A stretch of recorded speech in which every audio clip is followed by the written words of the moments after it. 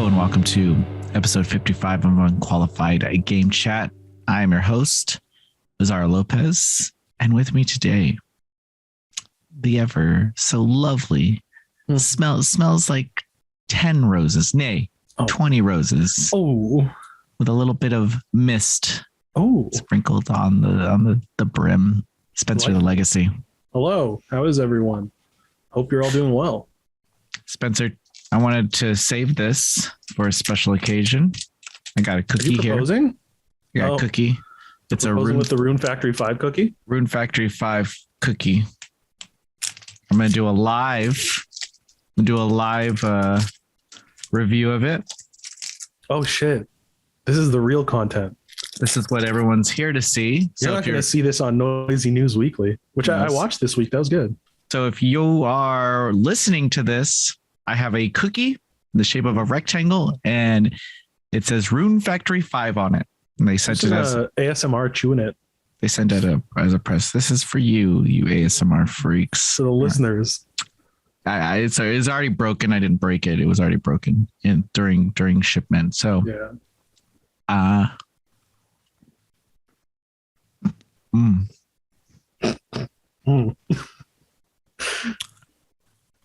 It's a sugar cookie for sure. Ooh, very sugary, man. Very sugary, kind of doughy. The dough part, there's like a doughy part, but it's kind of a loose, like a moist dough. Oh wow! The top frosting is hard, so there's a nice contrast between dough and it's just fucking running on empty. Food just reviews. Fucking sugary AF. How is it though? Is it out of 5 popcorn bags? How much is it?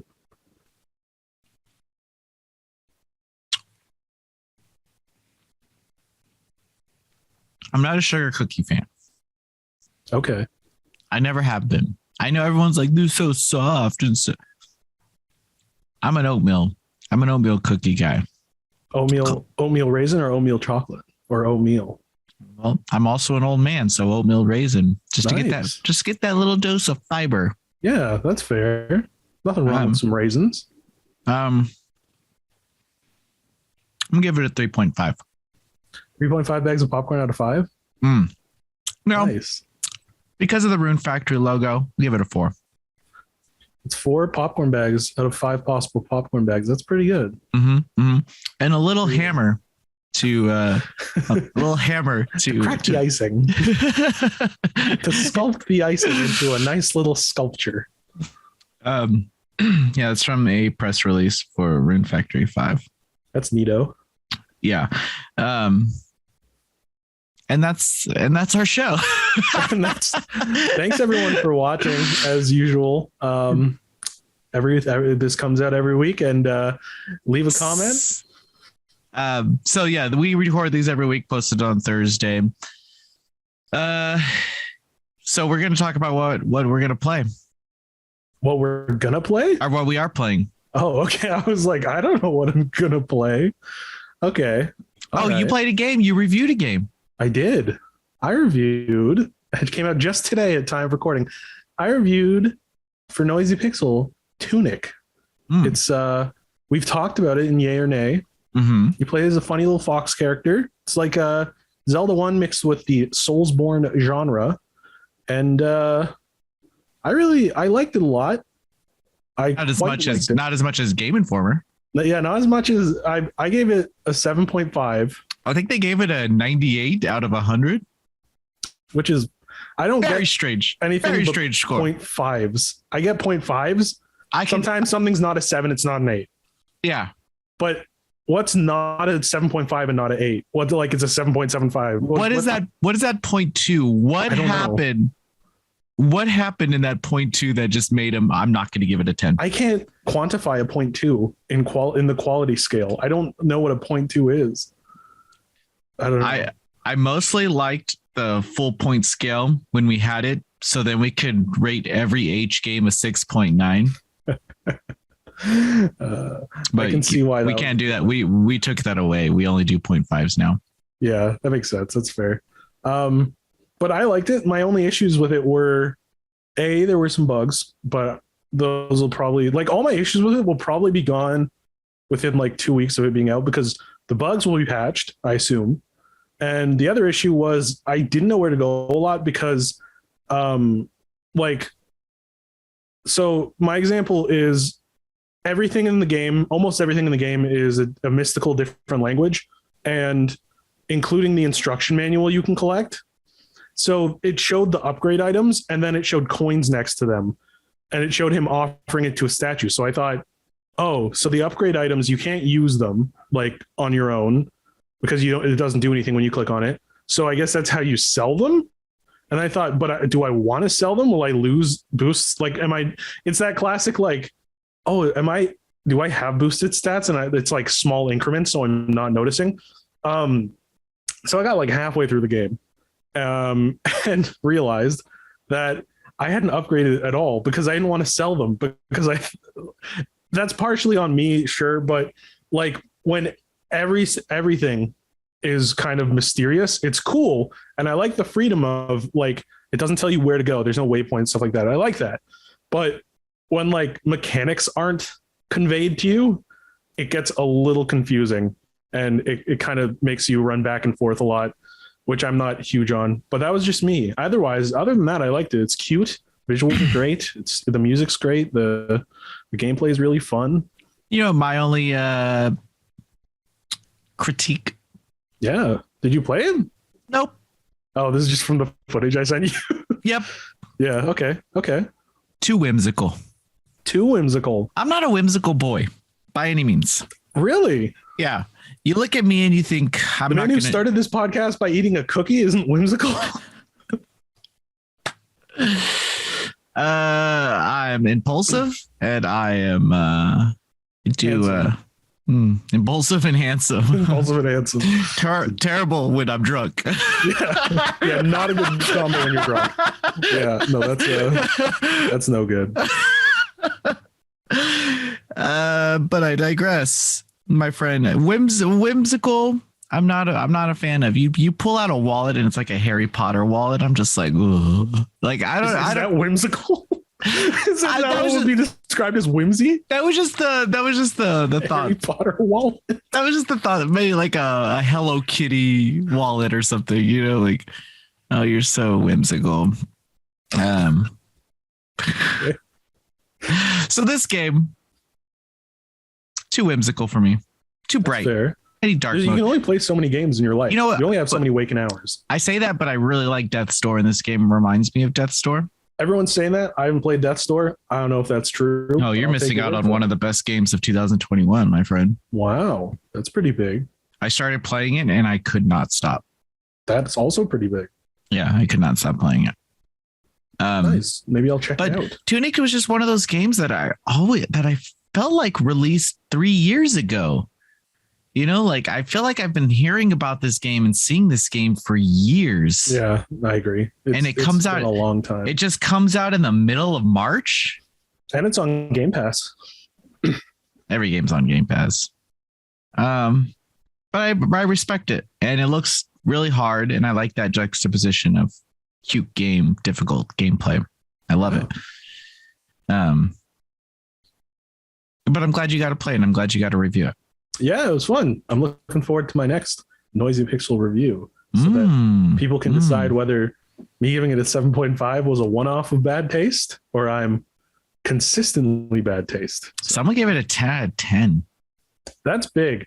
I get, on a 5 scale, I get giving it a 5, even if it's not perfect, because like there is no perfect game. So like a 5 is like, you would really recommend. There's nothing that's holding you back from recommending it.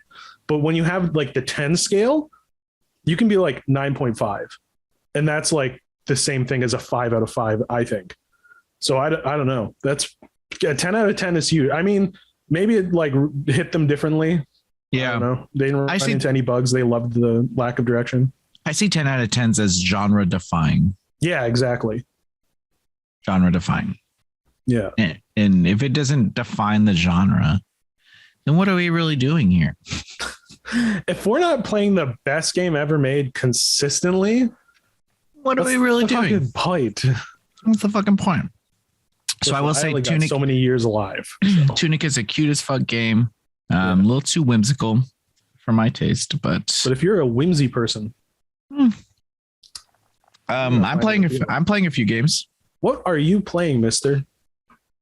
I'm playing a game called Relayer. Oh yeah, you took that one, right? Yeah. I am like it's made by the God Wars team. Did you ever play God Wars? God Wars. God Wars Future Past. No. It's a game by Katakoa Games. Okay. And it's a SRPG. So I hated the game Relayer at first, and I'll explain this in my review. It'll probably go up on Friday. I really want to beat it just to see if it's one of those games where I need to see the ending. Yeah. Where story's important enough that you have to see how it ends to know whether it ties together. But that's not the thing. The story sucks. Oh, okay. The story is terrible in this game. Yeah. I just want to see if I just wasted my goddamn time as much as I think I wasted my goddamn cost fallacy. I see. So like, I just want some payoff. Like it's like they overwrote the game where they'll like waste like 10 minutes talking about taking pictures of the whole cast or the whole crew. Like, dude, chill. Like, I don't fucking care that you have to go. And then she goes to every crew member because it's like visual novel style. And then you fight a battle, but you're in a war. And this girl is like meeting every crew member and then taking a picture of them, but then having the same conversation about like how she likes taking pictures. So it's like overwritten. That can be annoying. It's super annoying, but on the flip side, everything is voice acted. Ridiculous in English and in Japanese. The English is terrible. And not because I usually like dub, and I've been playing it on dub. The problem is direction. They're in war and they're talking like this, but there's a war going on around them. Yeah. And they're just like, oh, I won't go over there. But like they're blowing up, you know? And it's like, there's no like urgency. There's no emotion. You could just tell that there was the director was just like, here's your lines. Did you ever hear the story of Sonic Adventures dubbing? No. How apparently, I think, like, I've read this a few places. The Japanese side of Sega was very adamant on being involved with how the dubbing worked. So they'd be like, they wanted us to make really specific sounds. So if we were in the water, we had to say glub. Like we couldn't go for drowning. We had to say glub for some. And they were insistent that you say glub. So like, it's like they said we had to do this weird delivery, or like they said you had to make a weird ladder when you're climbing a noise where you have to go and it wouldn't budge. So the reason Sonic Adventures voice acting is so fucking weird is apparently it was entirely through direction. It was intentionally weird. So that's a story I really like. I don't know how true it is, but I think I saw like one of the voice actors of Sonic and like some people saying that. So I don't know. I'm sure that's not an issue now, but the 90s were a different time. Well, I'm sure they would do that, something similar to that in Japanese. It works in Japanese. You just throw nyan into something and it sounds normal. That's maybe like there is a language barrier between like the noises. Maybe that's what it is, which is interesting. That's a really interesting case, but I always just find that really interesting that they were like, you have to say glub. You can't make the noise. You have to say glub. And I was like, that's so bizarre, but it's so cool. I don't know. That's that. Whenever I hear of like weird dubbing, that's what I think of. Yeah, this one just seemed like they didn't know where they were in the story in relation to the story. But then I get kind of used to it, and you can put it on auto mode and just zone out like you're watching an anime because the text parts are very long, but so unnecessary, unnecessary, and then just bad character writing all around. I just want the ending. I just want the ending to be worth it, and it's a very long game. Really. It's a very. I am hoping to beat it by tonight. So we'll see. Nice. It's fun. I will say. Hold on. I will say it's fun though, because my review isn't out yet. I will say that the SRPG systems within the game are its saving grace because they are so deep and they are so you can tell that a fan of the genre made this game or worked on this game, because everything from upgrades to awakening powers to customization to buying items, it's all streamlined in such a nice way. There is a weird thing in the menu where you have to press train, and that's how you get to the equipment and the shop. Oh, so it's like weird menus. It's like, why would I go to train to find the shop and the equipment? Like, what does that mean, train? Like, that's not training. And on the flip side, there's not any training there, because the simulations are a part of deploy, which is above train. So you're not actually training. You're just buying skills. I guess you buying skills is training. I don't know. Really, really nice systems. Can't wait to button up my review on it though. Nice. I look forward to it. And then I'm playing Ghostwire Tokyo. Ooh. Can't really talk too much about it, but my preview is on the site. You see a bunch of people posted full reviews because they misread the embargo. I did not see that. Yeah, I saw people talking about it on Twitter. Apparently, they misread the preview embargo as a review embargo because it's the final code either way. Yeah. And apparently people were posting full reviews. Oh my God. Like, that's why you don't do that. Well, I think the only reason why they did do that is because in a non-COVID world, you would have had the whole event for this game. You know, you would have invited everyone down and then put out these previews a month before release. Oh, can you imagine the weird, like the cool section of the E3 floor for this game where it would be like a Tokyo street and there'd be like people dressed as yokai or something. Like how they always did the Yakuza, the Kamurocho, the alley, the Tenkaichi street kind of thing. Like they always had the huge arch for all the Yakuza games at like E3, and yeah, I'm on the street. I'm on the Yakuza. Yeah, street. They made it like a street, like Sega. Kamurocho, yeah. Sega loved doing that. That was so cool. I could picture that for Ghostwire. That'd be neat. I'm looking on Twitter right now about Ghostwire, and yeah, there's a bunch of people talking about the reviews. That's funny. It's funny. That's very funny. Happens to the best of us. Well, it happens to the losers. We've talked on this show about the times we broke embargoes. Did I ever tell you about the time accident. I broke a Nintendo embargo? You broke a Nintendo one? Oh, that's Bad boy one. Lopez. Oh, you really don't play by the rules. Dude, they were in my email quick and they scolded me. I was scolded by Nintendo PR. Not by Nintendo proper, by their PR agency. Reggie didn't come down and grab you by the cuff. Reggie did not. Reggie wasn't there. But the agency. And I was like, I don't even work for that site anymore. It's their credibility. It's their credibility. Not mine. Have fun. Noisy Pixel's never broken a Nintendo embargo. Thinking about any other embargoes. I broke an Inti Creates embargo once. I broke a Naruto Online one by accident at the very beginning of my career. And you're a piece of shit. Yeah. I to this day I repent. I self-flagellate with a belt every night about Naruto Online. And then there was that Neo Geo collection one.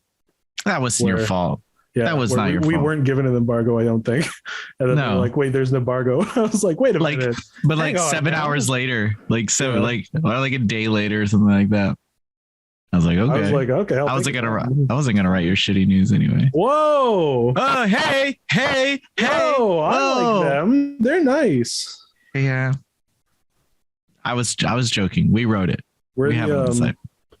Have you ever seen the episode of Always Sunny in Philadelphia where they are selling the house? No. Vic Vinegar and Hugh Honey. He's like, I'm the honey, you're the vinegar. That's us. You're like, we don't need your shit. I'm like, hey, guys, we're all friends here. We strive to not break any embargoes at Noisy Pixel.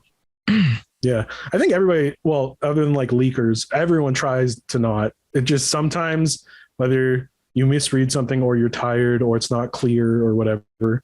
Like I remember there was like a whole Twitter thread where it was like, what to do when you break an embargo? And it was like, first, just take the thing down, then reach out to PR if they haven't reached. Like, clearly enough people do it that there's a little guide thread. So cry, weep. kiss your life in the game industry goodbye, repent.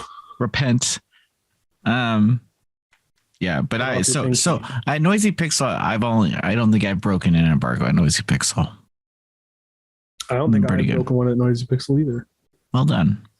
My week and a half, I haven't broken any embargoes. That said, we have nothing really to talk about today, Mr. Spencer. Hope you guys like the embargo chat, because that's the meat of this podcast. So you've been doing daily news for a week and a half now. Yeah. What do you I want to know, like, what is that different from what you're used to? So normally I'd be like, I've never done this full time. I've just done it like, oh, I have school, and then when I'm not at school, I'm doing games writing. So doing it full time I like it a lot. I think it's really cool. I love like writing news posts and reviews, like to the point where I do Noisy Pixel from 9 to 5, my time, and I do my other site, Monster Vine, from 5 to when I go to bed. So I just do game journalism all day, every day, except for weekends. Well, I still do it on weekends, but I don't dislike it. Like, I like doing it. I'm very passionate about doing it. So we don't do so much news at Monster Vine too often.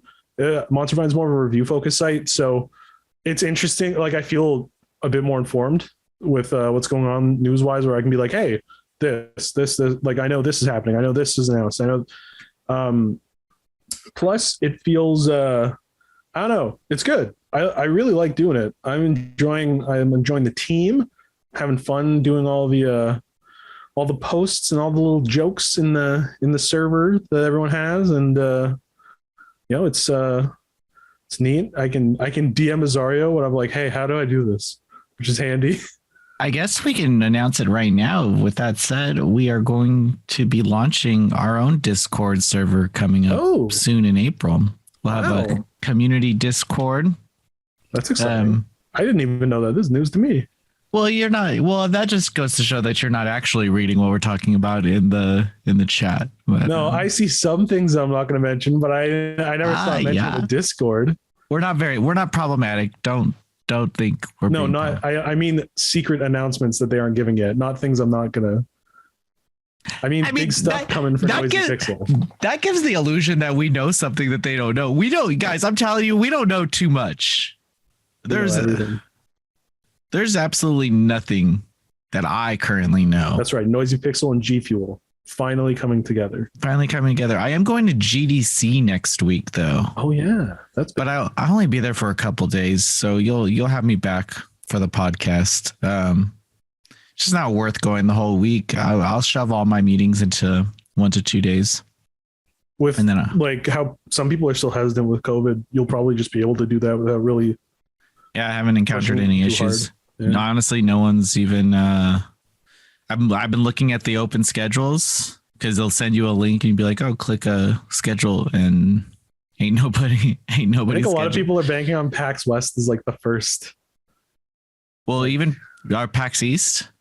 No, I think it's going to be like I think a lot of people are still kind of uncomfortable with East. So yeah, I think West in September. September, right? Is West? Oh, we're going. Yeah, I think West will be the one. We'll be back in Seattle, but in the saddle again. There you go. I think I'm going to take a smaller team of like 3. Ooh. We'll see how it goes, and then we'll have our video guys there. So who will he choose? 5 or 6. Will be a Hunger Games. It'll be about 5 or 6, and then whoever wants, like, how it works, I guess, for podcasters, we'll pay for a select group of writers to go. Flight and board and stuff, and then anybody on the staff that besides that wants to go can still get in. We'll still get them a press pass. They'll just have to pay for their flight. Yeah, which is fair. It's fair. Can't pay for everybody. We have a budget, just like everyone else. Maybe we can do a little unqualified panel. That's what I wanted to do at PAX East. Yeah, I wanted to. So, but I mean, they weren't. No one was going. We decided not to go to PAX East this year, so we have one rider going, and it's not me. Arthur will be attending PAX East for us. Is he in the area? Is that why? Yeah, he's just gonna make sense. And so he's gonna go there, and that was easy. That was an easy thing for us. Nice. But he's only doing it. And again, not a lot's going on over there. So if you're going to PAX East, know that it's going to be very board game focused. Yeah, I do think West will, as long as, knock on wood, no variants, no bumps in the road, no Decepticons, no. Yeah, no. I don't know any names of Transformers. Sorry. No hot rod disease. Ooh, Rhinox. No Optimus Primal strain. As long as there's no Cheetor. As long as there's no Rat Trap. I like how we're doing Beast Wars and we're not really doing. That's the only one I know because my brother had a shit ton of Beast Wars figures. As long as there's no Rat Trap variant, I think PAX West will be the first. I thought it was going to be E3, but then E3 canceled really early on a live one. So I'm assuming it'll be PAX West. I'm curious about Anime Expo because I don't even think Japan's allowing travel right now. Yeah. Oh yeah. I don't think they are. So makes sense. I mean, I'll go to Anime Expo too. See what happens. I just want to buy shit. That's fair. Mm-hmm. Who doesn't? So next week we'll probably have more to talk about, I guess. Yeah, I'm sure something will happen by then. Oh wait, next week is New Game Plus Expo. Oh, next week's not yay or nay. Is it? New Game Plus Expo is next week. Oh yeah, New Game Plus Expo. That should have some fun stuff. I think that's on the 25th. Yeah, that'll be fun. So we won't be able to cover it on next episode, but they should have announcements from like Idea Factory and Inti Creates. Axis is probably going to show their fucking Otome games again. Jesus Christ. Guys, I love Otome, but I've been seeing these games for years now. They just keep delaying them because I think they overestimated how hard it is to actually translate the games and how like the Otome community actually reads them. So now they're being held accountable for like bad localization and bad translation. Yeah. So now they're just delaying all the games to make sure like they pass all the quality checks and they just don't release them. It's a whole different world. Yeah. Yeah. You got to get, there's quality teams out there now. I've always wondered who does the localization for like Koei Tecmo. I don't know the teams behind them. I don't know who does it. I don't know if they have if they outsource it or if they do it in-house. It's very strange. Their office is so small in the Koei Tecmo America. Their office is so small. I doubt they do it in-house. Their entire office is like 3 translators who just do all the games. Yeah, I doubt the whole Koei Tecmo office. The biggest office I've ever seen is NIS America, to be honest. Really? It's like a huge, like one floor of this whole building. It's big. I heard the Square one's big too. Square is actually a building. So you're right. It's the whole building. I saw the name. It's wow. I just thought it was one floor. No, I think that they run Square Enix America out of there for the North American publishing. Crystal Dynamics. Yeah, for North America stuff. Yeah. So, and then I think they have something in Canada that they do. Montreal, I think. Montreal, Isn't that where Eidos was? I think Eidos was there. Yes, yes. The Hitman. Hitman. Yeah. But Hitman's by itself now, right? Yeah, now Hitman is by itself. So what was Eidos? Is Eidos Tomb Raider? I think they were originally. Crystal Dynamics is doing Tomb Raider. Yeah, Crystal Dynamics does Tomb Raider, and then they did Avengers. So I don't know. Who knows? Oh, Eidos is Deus Ex. Bring back Soul Reaver. There you go. Get Amy Hennig. Get Amy Hennig on the phone. It's so weird because Amy Hennig worked on Forspoken. So why didn't they just hire her to maybe pitch some ideas for Soul Reaver? There you go. She has to have it in her back pocket. She has to be holding out for a rainy day. A little Soul Reaver. She wrote Uncharted. The movie sucked.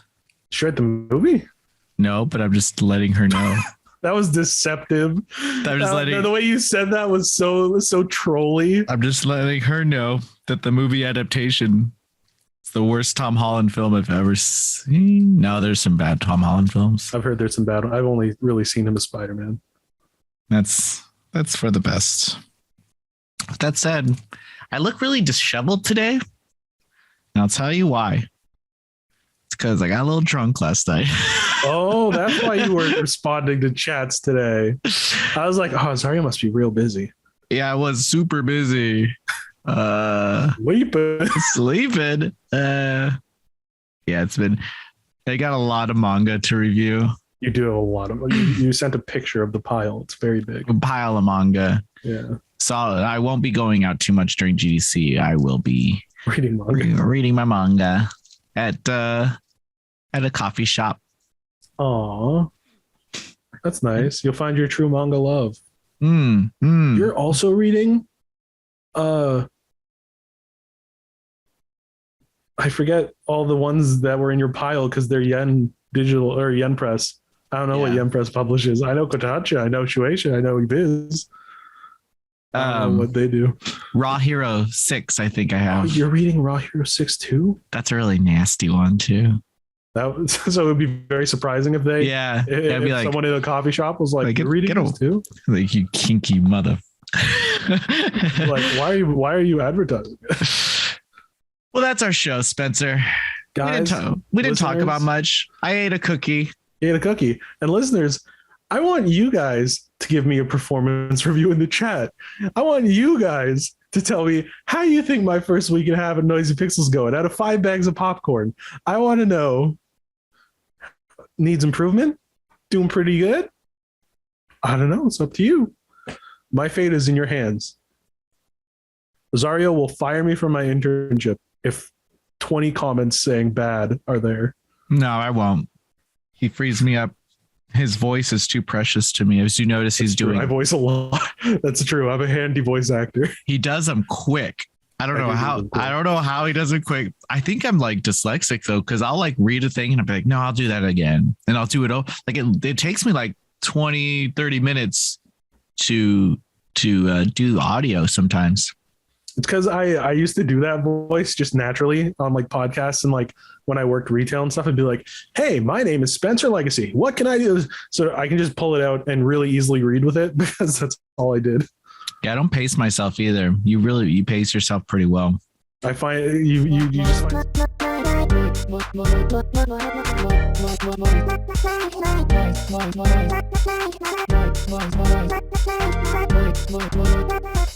Noisy Pixel.